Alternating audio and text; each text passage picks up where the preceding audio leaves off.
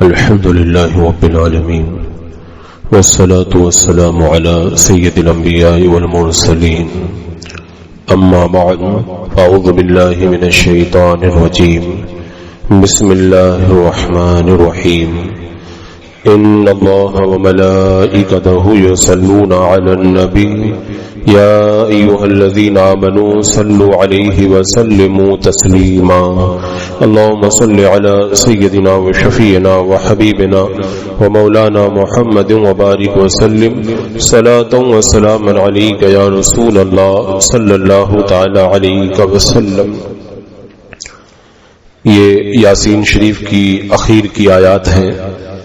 میں نے بتایا تھا کہ یاسین شریف میں جہاں دیگر مضامین کو بیان کیا گیا وہیں پر عقیدہ توحید کو اور شرک کے رد کو بھرپور طریقے سے بیان کیا گیا ہے اور انہی میں سے ایک عقیدہ آخرت بھی ہے.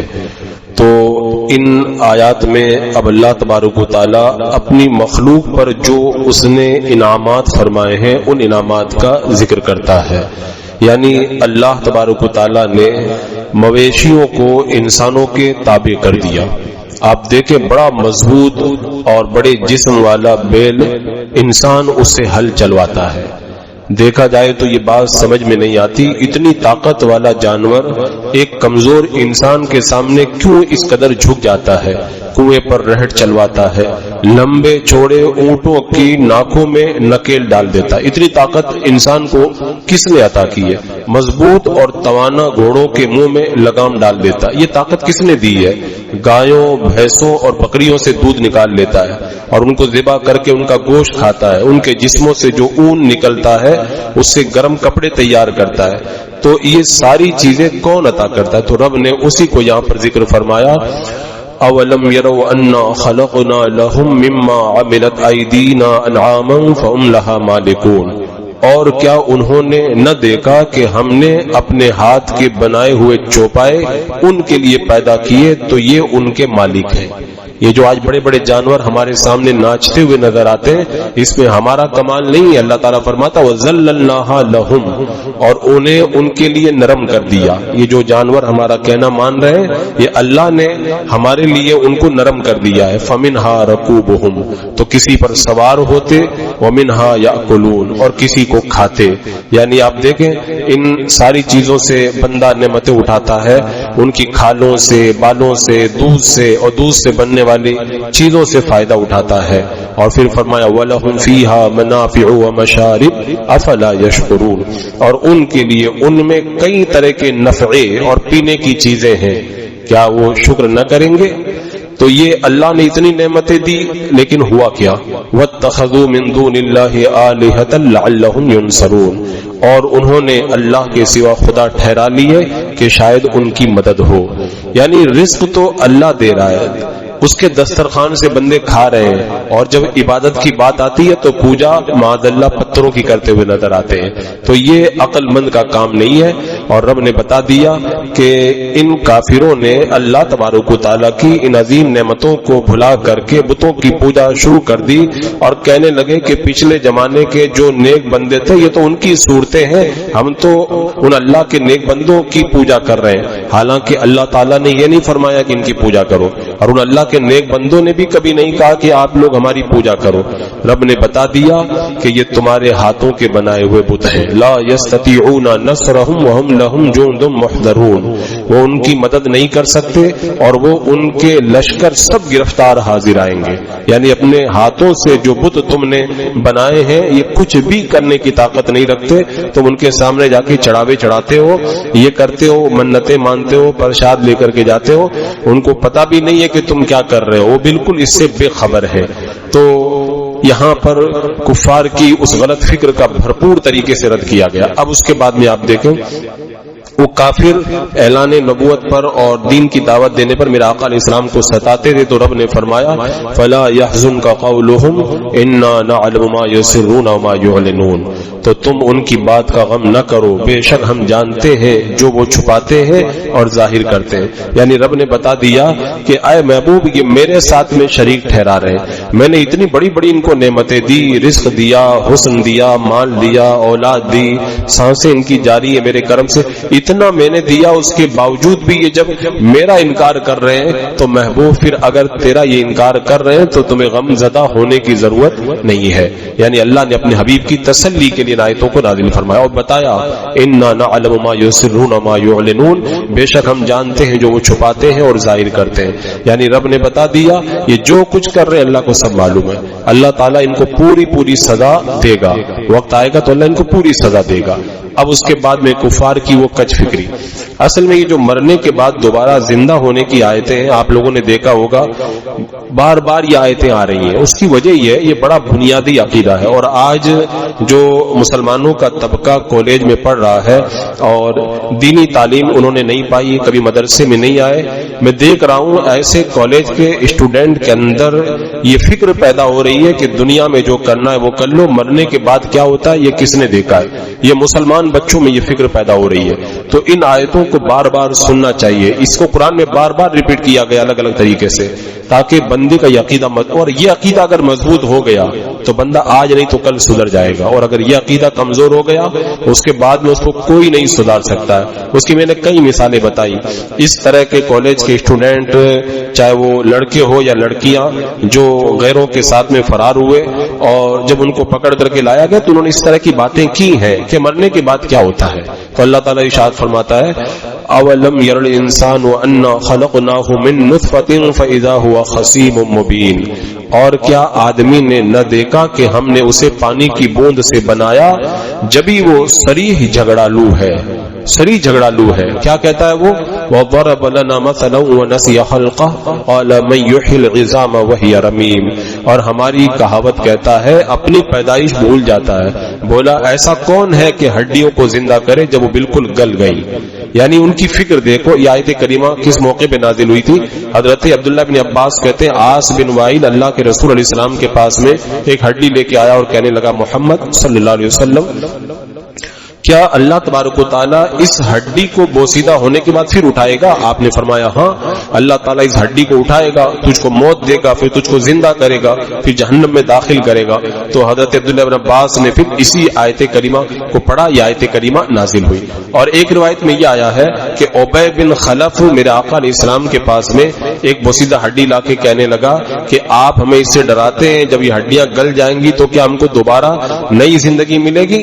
پھر اس نے کیا کیا، ہڈی کو چورا چورا کر کے برادہ بنا دیا. ایسے چورا چورا کیا، برادہ بنایا اور ہوا میں اڑا دیا. کہنے لگا یہ تو ہوا میں اڑ گیا. تو کہنے لگا کہ کیا کون ہم کو پھر دوبارہ زندہ کرے گا؟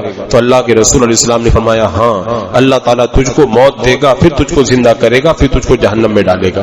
اس موقع پہ یاسین شریف کی یہ آیتیں نازل ہوئی. اب بندہ اگر غور کرے اس آیت میں اللہ تبارک و تعالیٰ نے اپنے اختیار اپنی قدرت کو ایک اور طریقے سے واضح فرمایا. آپ دیکھیں اللہ تعالیٰ نے کیا بتایا، ہم نے انسان کو نطفے سے پیدا کیا، پانی کا قطرہ، اور نطفہ انسان کی منی کی ایک بوند ہے. اب آپ سمجھ لیں وہ پانی کی جو بوند ہے اس میں جتنے بھی اجزاء ہیں سب ایک ہی جیسے تو ہیں. جس پانی کی ایک بوند سے انسان بنتا ہے ایسا تو نہیں کہ کچھ اس میں سے لال ہے، کچھ کالا ہے، کچھ پیلا ہے، کچھ سخت ہے، کچھ نرم ہے. وہ پانی کی بوند ایک ہی طرح ہے، لیکن آپ دیکھیں وہ نطفے میں الگ الگ اجزاء ہوتے تو بات سمجھ میں آتی. اس سے ہاتھ بن گیا، اس سے پاؤں بن گیا، اس سے ہڈی بن گئی، اس سے خون بن گیا. لیکن یہاں تو پانی کی بوند ایک ہی جیسی ہے، پھر یہ مختلف چیزیں کیسے وجود میں آ گئی؟ پھر آپ دیکھیں زبان بھی گوشت کا ٹکڑا، ناک بھی گوشت کا ٹکڑا. زبان میں جو ہے وہ ذائقے کی طاقت ہے اور ناک میں سونگنے کی حس ہے. تو ہے تو دونوں گوشت، ایک چکتا ہے ایک سونگتا ہے. یہ فرق کہاں سے آیا؟ اسی طرح زبان میں بولنے کی طاقت، کان میں سننے کی طاقت، حالانکہ وہ بھی گوشت ہے یہ بھی گوشت ہے. ایک گوشت بول رہا ہے ایک گوشت سن رہا ہے. یہ فرق کہاں سے آیا؟ اسی طرح ایک ہی گوشت کے ٹکڑے میں ایک جگہ الگ اثر ہے، دوسری جگہ الگ اثر ہے. آنکھ میں بھی چربی ہے اور انسان کے جسم میں بھی چربی ہے، لیکن آنکھ کی چربی دیکھ رہی ہے اور بدن میں جو چربی ہے وہ دیکھ نہیں پاتی ہے. یہ فرق کہاں سے آیا؟ اسی طرح اس قادر مطلق کی قدرت آپ دیکھو کہ گوشت کے جس ٹکڑے سے چاہے جس کو چاہے جیسے بنا دے، جس کو چاہے سونگنے کی طاقت دے دے، جس کو سننے کی طاقت دے دے. تو جب انسان اپنے اعضاء میں غور کرے گا اور ہر اپنے جسم کے پارٹس کے الگ الگ خاصیتوں کو دیکھے گا تب اس کو سمجھ میں آ جائے گا کہ اللہ اتنا بڑا قادر ہے، تو دوبارہ ایسے انسان کو بھی وہ پیدا کر سکتا ہے اور کرے گا. یہ بندہ غور کرے. تو اسی لیے اللہ تعالیٰ نے آگے ارشاد فرمایا کہ قل یحییھا الذی انشأ اول مرہ وہو بکل خلق علیم. تم فرماؤ انہیں وہ زندہ کرے گا جس نے پہلی بار بنایا اور اسے ہر پیدائش کا علم ہے. یہ بھی کافروں کی ایک جماعت کا رد ہے. اصل میں جو لوگ مرنے کے بعد دوبارہ زندہ ہونے کا انکار کرتے ہیں وہ دو طرح کے لوگ ہیں.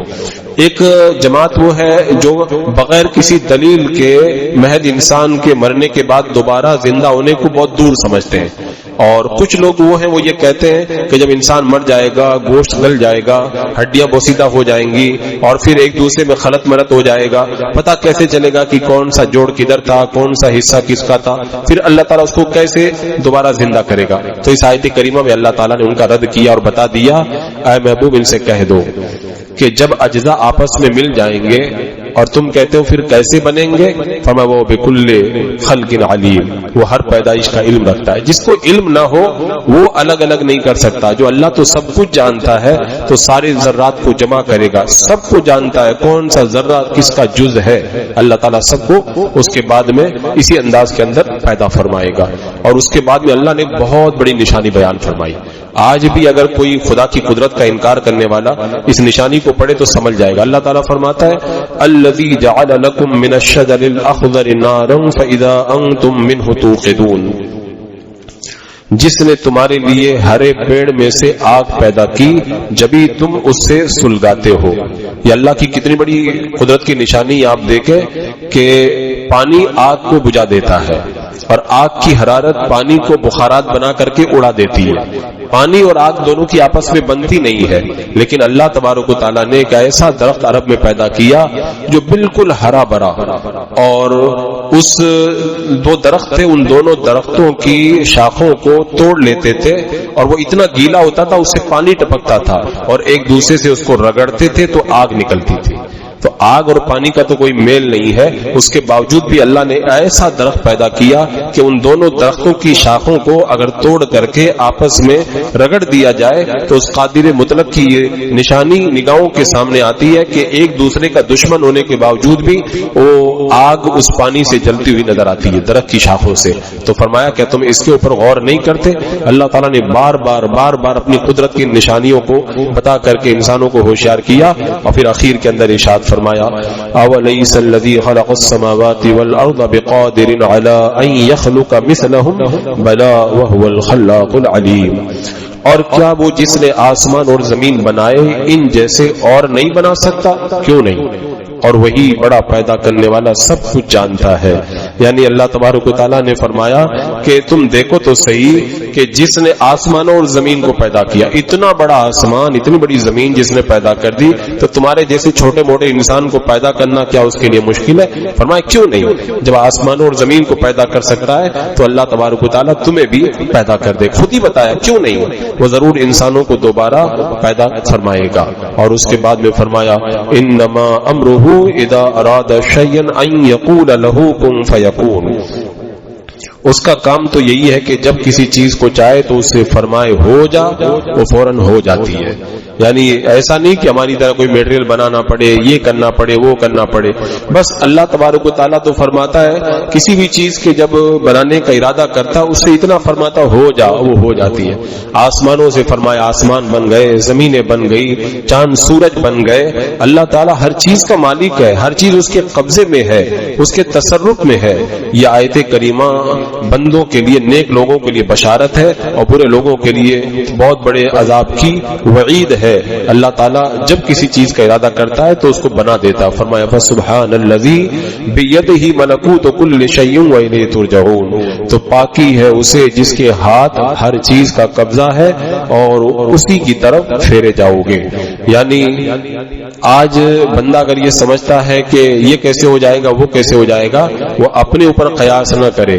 اس کے قبضے میں تو ساری چیزیں ہیں, اور جب ساری چیزوں کا وہی مالک ہے تو ساری چیزوں کا بنانے والا بھی وہی ہے. حضرت معقل بن یسار رضی اللہ تعالیٰ عنہ کہتے ہیں اللہ کے رسول علیہ السلام نے فرمایا اپنے مردوں پر سورہ یاسین کی قرأت کرو. یہ جو آخر آیت کریمہ بھی آپ نے سنی نا, اس آیت کریمہ کی تاثیر ایسی ہے کہ مرنے والے بندے پر جب سورہ یاسین پڑھی جاتی ہے تو اس آیت کریمہ کی تاثیر کی وجہ سے اسے ایک توانائی ملتی ہے. کیونکہ مردوں کے پاس یاسین پڑھنے کی جو حکمت ہے وہ یہ ہے کہ اس وقت انسان کے قوا کمزور ہو جاتے ہیں. جب روح نکلنے لگتی ہے بدن کمزور ہو جاتا ہے, اعضاء نحیف ہو جاتے ہیں, لیکن بندے کا جو دل ہے وہ اللہ کی طرف متوجہ رہتا ہے. تو جب اس کے سامنے سورہ یاسین پڑھی جاتی ہے تو اس کے دل کی قوت بڑھ جاتی ہے, اللہ اس کے رسول کے ساتھ تصدیق اور زیادہ مضبوط ہو جاتی ہے, اس کے دل میں نور زیادہ ہو جاتا ہے. تو جب انسان پر عالم نزا طاری ہو اور اس کی روح عالم ناسوس سے نکل کر عالم لاہوت کی طرف پرواز کرنے والی ہوتی ہے, اس کو یاسین شریف سنایا جاتا ہے. تو جب کہا جاتا ہے فسبحان الذی بیدہ ملکوت کل شیء, تو پاکی ہے اسے جس کے ہاتھ ہر چیز کا قبضہ, وَإِلَيْهِ تُرْجَعُونَ, اور اسی کی طرف پھیرے جاؤ گے. تو بندہ جب اس کو سنتا ہے کہ وہ ذات جس کے اندر اتنی قدرت ہے, ہر چیز کی حکومت ہے, اور تم سب اسی کی طرف لوٹاؤ جاؤ گے, تو اس کا جو دل ہے وہ اللہ سے ملنے کے لیے مشتاق ہو جاتا ہے, اور پھر اس کی روح جو ہے وہ جھوم کر کے نکلتی ہوئی نظر آتی ہے. اسی لیے حضرت یحییٰ بن کثیر رضی اللہ تعالیٰ عنہ نے فرمایا کہ صبح کو جو بندہ یاسین شریف پڑھتا ہے وہ پورا دن خوش رہتا ہے, اور جو شام میں پڑھتا ہے وہ صبح تک خوش رہتا ہے. اور ایک حدیث پاک میں ہے قبرستان میں اگر یاسین شریف پڑھی جائے تو اس دن ان مردوں کے عذاب کو ہلکا کر دیا جاتا ہے, اور جو پڑھتا ہے سارے مردوں کی تعداد کے برابر اللہ تعالیٰ پڑھنے والے کو اجر و ثواب عطا فرماتا ہے. ہمارے بزرگوں نے ایسے بہت سارے واقعات دیکھے کہ موت کے وقت میں جب بندے کے سامنے یاسین شریف پڑھی گئی تو اس کی بڑی تاثیر نظر آئی. حضرت شیخ اکبر رضی اللہ تعالیٰ عنہ فرماتے ہیں ایک مرتبہ میں بیمار ہو گیا, بے ہوشی طاری ہو گئی, تو میں نے دیکھا کہ بہت بری ڈراؤنی صورتیں میری طرف بڑھ رہی ہے. تو جب میں نے دیکھا تبھی ایک خوشبودار طاقتور بندہ آگے آیا, ساری ان بد صورتوں کو مجھ سے دور کر دیا. میں نے پوچھا تو کون ہے؟ کہا میں یاسین شریف ہوں. اب کہتے میری آنکھ کھلی تو میں نے دیکھا میرے سرانے پر میرے والد محترم رو رو کر کے یاسین شریف پڑھ رہے تھے. میری آنکھ کھلی تو وہ آخری سورہ پڑھ رہے تھے. میں بیدار ہوا تو میں نے بیدار ہونے کے بعد میں ان کو یہ واقعہ بتایا تو وہی حدیث پاک پھر سامنے آئی کہ اپنے مردوں کو یاسین شریف پڑھ کر کے سنایا کرو. اسی طرح امام یافعی اور دیگر بزرگوں نے بیان فرمایا کہ ایک بندے کو جب دفن کیا گیا تو ایک بزرگ بڑے صاحب کشف تھے, انہوں نے دیکھا کہ قبر کے اندر کچھ عذاب ہو رہا ہے تو سب چلے گئے, وہ رک گئے. اندر انہوں نے دیکھا کہ قبر کے اندر ایسی دھماکے کی آواز آئی جیسے ہزاروں من کی کوئی چیز کسی کے اوپر گرائی گئی ہو. اب بزرگ رک گئے, کشف کے ذریعے دیکھنے لگے. تبھی انہوں نے دیکھا کہ تھوڑی دیر کے بعد میں ایک کالا کتا قبر سے نکل کر کے باہر بھاگا. اب وہ صاحب کشف بزرگ تھے, اس کتے کو روک لیا, پوچھا تو بتایا کہ میں اس کے برے اعمال تھا اور اس کو میں ستانے کے لیے آیا تھا. تبھی یاسین شریف اور قرآن اس کی مدد کے لیے آ گئے. تو کہتے میں نے بزرگ کہتے میں نے پوچھا ابھی جو قبر میں جو دھماکہ ہوا تھا وہ دھماکہ کس چیز کا دھماکہ تھا؟ تو انہوں نے وہ کتے نے بتایا کہ وہ میں جب اس کو بہکانے کے لیے آگے بڑھا, اس کو ستانے کے لیے آگے بڑھا تو یاسین شریف اس کی مدد کے لیے آئی اور مجھے کو مارنے کے لیے وہ دھماکہ ہوا تھا. تو بزرگ نے دیکھا کہ یاسین شریف کی برکتیں بندہ جب قبر کے اندر چلا جاتا ہے تب بھی اس کو اس طرح ملا کرتی ہے. تو رب نے ارشاد فرمایا فسبحان الذی بیدہ ملکوت کل شیء, تو پاکی ہے اسے جس کے ہاتھ ہر چیز کا قبضہ ہے اور اسی کی طرف پھیرے جاؤ گے. اتنی قدرت والا پروردگار. آج ہم لوگ قرآن سے غافل ہیں. میں کہتا ہوں لوگ جو وظیفہ پوچھتے ہیں اگر کوئی اور وظیفہ نہ پڑھے, خالی اتنا ہی وظیفہ وہ لوگ کر لیں کہ یاسین شریف روزانہ صبح میں اور رات میں پڑھنا شروع کر دیں. تو ایک حدیث پاک میں ایک روایت کے اندر آتا ہے کہ یاسین شریف پڑھنے والے کو وہی ملتا ہے جو وہ چاہتا ہے, یعنی ہر مقصد کے لیے یہ کام آتی ہے. جس مقصد کے لیے پڑھی جائے اس مقصد کے اندر اسے کامیابی میسر آتی ہے. اور ہمارے بزرگوں نے فرمایا کہ اگر کوئی بڑی مصیبت آ جائے تو 40 مرتبہ یاسین شریف پڑھ کر کے اگر اللہ کی بارگاہ میں مانگا جائے تو اللہ تعالیٰ اس کی مراد کو پوری فرما دیتا ہے. تو یاسین شریف یہ مکمل ہوئی. بسم اللہ الرحمن الرحیم. اللهم صل علی سیدنا مولانا محمد وبارک وسلم صلاۃ و سلام علیک یا رسول اللہ. یا اللہ یا رحمان یا رحیم العالمین.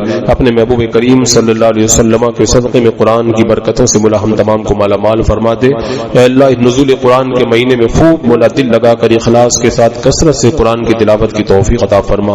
اے اللہ ماہ رمضان کے انوار تجلیات فیوز و برکات سے ہماری روحوں کو سیراب منور و مجلہ فرما دے. ایمان پہ زندگی، ایمانی پر خاتمہ نصیب فرما. ربنا تقبل منا انك انت السميع العليم وتب علينا انك انت التواب الرحيم. ان الله وملائكته يصلون على النبي يا ايها الذين آمنوا صلوا عليه وسلموا تسليما. اللهم صل على سيدنا وشفيعنا وحبيبنا ومولانا محمد وبارك وسلم صلاة وسلام عليك يا رسول الله. سبحان ربك رب العزة عما يصفون وسلام على المرسلين والحمد لله.